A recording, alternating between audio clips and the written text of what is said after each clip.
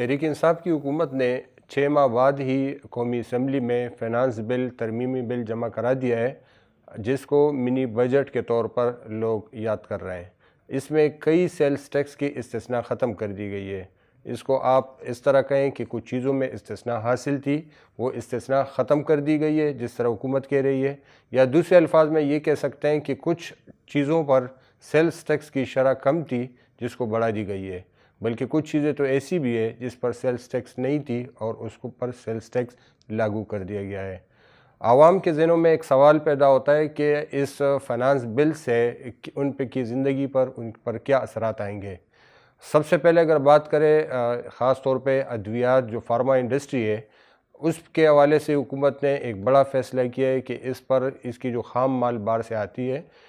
خام مال پر جو ہے وہ سیلز ٹیکس لگا دیا گیا ہے۔ حالانکہ پاکستان میں ادویات کی جو خام مال ہے اس پر ٹیکس نہیں تھا، لیکن پہلی بار اس کی درآمدی خام مال پر سیلز ٹیکس لگا دیا گیا ہے، وہ بھی 17%۔ اس کا مطلب یہ ہے کہ اگر کوئی دوائی جس کی قیمت فرض کرے درآمدی ڈیوٹی جو 6% تھی، صرف وہی اس کی کاسٹ میں جو ہے شامل ہوتی تھی، اب 17% اس میں سیلز ٹیکس بھی شامل کیا جائے گا۔ اگرچہ وفاقی وزیر خزانہ شوکت ترین نے کہا ہے کہ یہ جو فارما انڈسٹری پر یہ لگنے والا ٹیکس ہے یہ ایڈجسٹیبل بھی ہوگا اور ریفنڈیبل بھی ہوگا، لیکن ہماری جو فارما انڈسٹری سے متعلق لوگ ہیں ان سے ہماری بات ہوئی ہے تو ان کا کہنا ہے کہ یہ ممکن ہی نہیں ہے۔ اس کی وجہ یہ ہے کہ ادویات پر سیلز ٹیکس نہیں ہوتا، تو اس لیے یہ ٹیکس ہم کسی طریقے سے ہم آگے اس کے علاوہ ہمارے پاس کوئی چارہ نہیں کہ یہ آگے صارفین پر منتقل کریں، اور یہ تقریباً 160 ارب روپے کا یہ ایک بوجھ ہوگا جو عوام پر پڑے گا۔ فارما انڈسٹری پر صرف یہ نہیں کہ ابھی سیلز ٹیکس لگایا گیا ہے، اس سے پہلے بھی جو پچھلے بجٹ میں فارما انڈسٹری پر 1% ود ہولڈنگ ٹیکس یا ایڈوانس ٹیکس جس کو کہتے ہیں وہ لگایا گیا تھا، جس کا مطلب یہ تھا کہ جو مینوفیکچر تھے ان سے ایڈوانس میں 1% کاٹا جاتا تھا اور انہیں کہا جاتا تھا کہ یہ آگے ڈسٹریبیوٹر، ہول سیلر یا ریٹیلر سے وصول کیا جائے، لیکن اس پر بھی کیونکہ ریٹیلرز رجسٹر ہونے کے لیے تیار نہیں تھے تو یہ ان کے مینوفیکچرز کا کہنا ہے کہ یہ ہمیں نقصان تھا۔ بہت ساری دوائیاں ادویات ایسی ہے ایکسپائر ہو جاتی تھی یا بہت ساری ادویات جو فروخت ہونے سے بچ جاتی ہے، لیکن اس کا بھی 1% ہمیں جو ہے اس کی قیمت چکانی پڑتی ہے۔ تو اس میں ایک کنفیوژن تھی کہ اب اوپر سے حکومت نے سیلز ٹیکس لگا دیا ہے خام مال پر، جس کی وجہ سے ان میں ایک تشویش پائی جا رہی ہے اور ان کا خیال یہ ہے کہ قیمتیں بھی بڑھیں گی اور اس کے نتیجے میں شاید کچھ ادویات کی شارٹیج بھی سامنے آئے۔ اسی طرح مشینری اور مشینری سے متعلق جو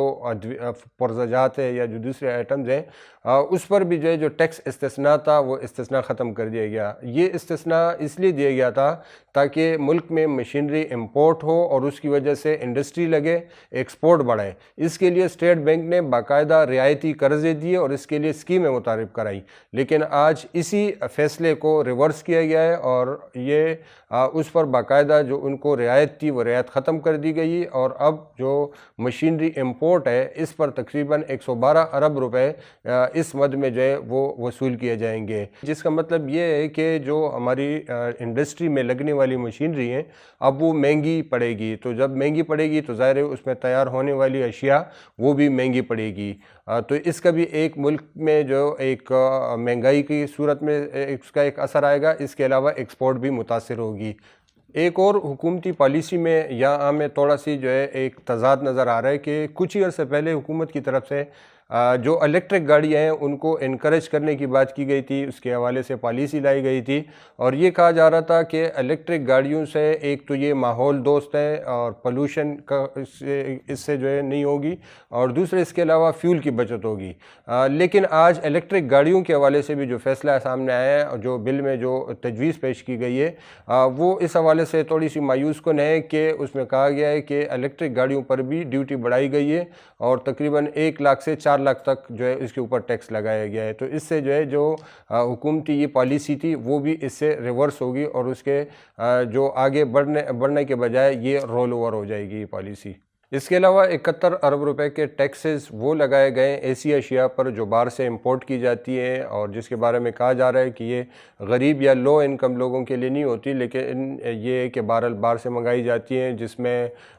پرفیومز ہیں، اس میں کاسمیٹکس ہیں، اس میں جو ہے بہت ساری کھانے پینے کی جو پیکڈ آئٹم ہے، فوڈ آئٹمز ہیں، وہ ساری اس میں شامل ہیں۔ اور اس کے علاوہ تقریباً 2 ارب کے بارے میں کہا جا رہا ہے، 2 ارب روپے کے ٹیکس جو ہے وہ بالکل جو غریب یا لو انکم لوگ ہیں ان پر بھی لگایا گیا ہے۔ جو کہا جا رہا ہے کہ یہ اس سے عام بندہ متاثر نہیں ہوگا، تو ایسا نہیں ہے۔ 2 ارب روپے صرف ایسے لوگوں پر لگائے گئے جو لو انکم ہے، اور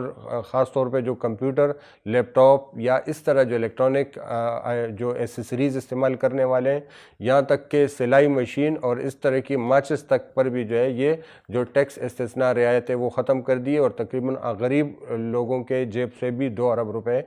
یہ وصول کیے جائیں گے۔ تو یہ کہ اس کا مجموعی طور پر ملک کا کوئی ایسا طبقہ نہیں جس پر جو ہے اس بجٹ کے اثرات نہیں ہوں گے۔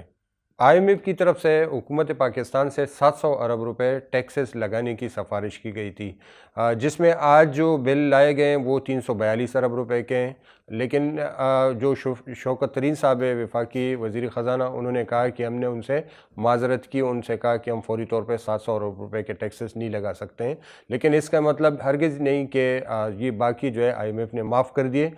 بلکہ مزید جو جتنے بھی جو ہے ٹیکسز بچتے ہیں اس کے لیے حکومت نے ہماری اطلاعات کے مطابق انہوں نے مہلت مانگی ہے کہ یہ آگے ہمیں کچھ وقت دیا جائے، کیونکہ ملک میں مہنگائی اور عوامی طور پر جو ہے رد عمل آ سکتا ہے، تو اس لیے حکومت کو یہ مہلت دی گئی ہے کہ فوری طور پر ایک ساتھ 700 ارب روپے لگانے کے بجائے پہلے اس طرح لگائے جائیں، اور باقی جو بچ جانے والے ٹیکسز ہیں اس کو کچھ مہینے بعد یا آئندہ بجٹ میں اس کو ایڈجسٹ کیا جائے۔ یہاں ایک اور بات بتانا بھی جو ہے وہ ضروری ہے کہ آئی ایم ایف سے پہلے بھی حکومت پاکستان جو ہے وہ معاملات اور قرض پروگرام ہوتے رہے، لیکن حکومت کی طرف سے وعدہ وعید یا یقین دہانی پر قرض پروگرام منظوری مل جاتی تھی، لیکن اس بار آئی ایم ایف جو ہے وہ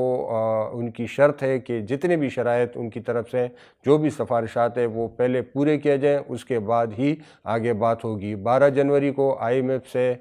پاکستان کے حوالے سے میٹنگ ہونی ہے، پاکستان کا قرض پروگرام اور اس حوالے سے بات چیت ہوگی۔ اس سے پہلے پاکستان اور حکومت پاکستان کی یہ کوشش ہے کہ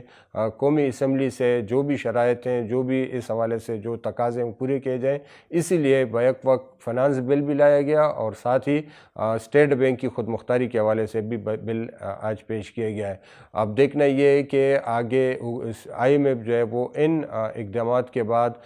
پاکستان کے کیس کو کس طریقے سے ہینڈل کرتا ہے، کیا آگے کچھ اور شرائط